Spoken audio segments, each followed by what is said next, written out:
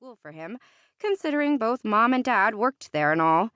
Mom said, of course, it was a good school. It just wasn't the right school. So then Penelope decides to go to Whitman College in Walla Walla, Washington. And then Charlie decides to morph with our living room couch into a single being.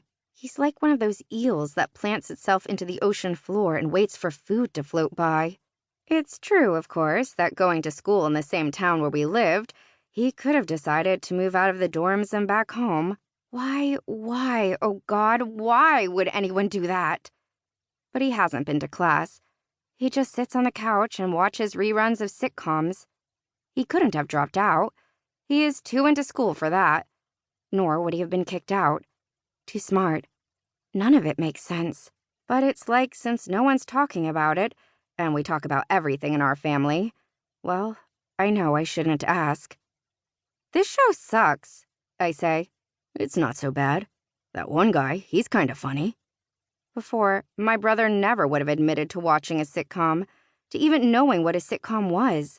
And now here he is defending it to me, and watching it intently, purposefully. He is avoiding me, or wanting to avoid me. Fine, I sigh. But then the TV crackles, and the special news broadcast tones come on, and a voice announces, "We interrupt this broadcast with a special report." Cut to the news desk, where the guy who normally does the sports is sitting at the desk. He is smiling, but then he seems to realize that he looks like a jackass, so he puts on his serious face. "Breaking news out of Pennsylvania this hour. Musician Adrian Wilds is missing.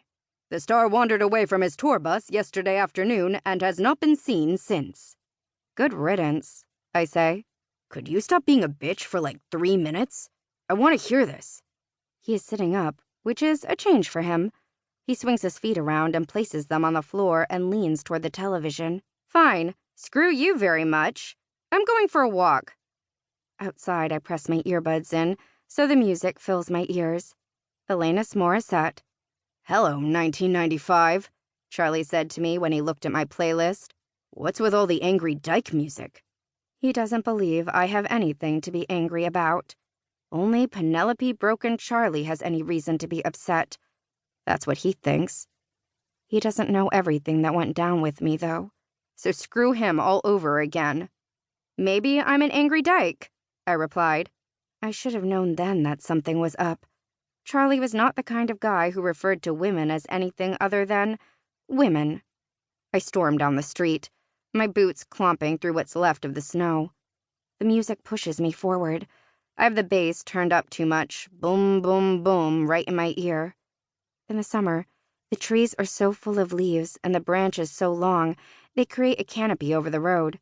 We moved to this street when I was 9, and I thought it was like something out of a fairy tale. I don't exactly believe in fairy tales anymore. Still, it's kind of a pretty street. The older houses are small, and the newer houses are too big. Like anywhere else, I guess. There are a ton of kids who tear around like some sort of a biker gang, wobbly on their two-wheelers, but Charlie and I are the only teenagers.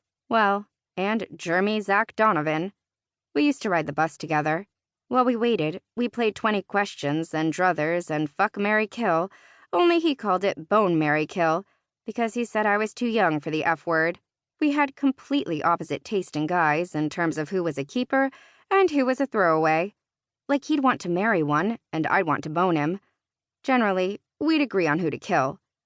But then he got his car, the awful 2-door subcompact that I became all too familiar with over the course of this story. He got that car, and he didn't even once offer me a ride.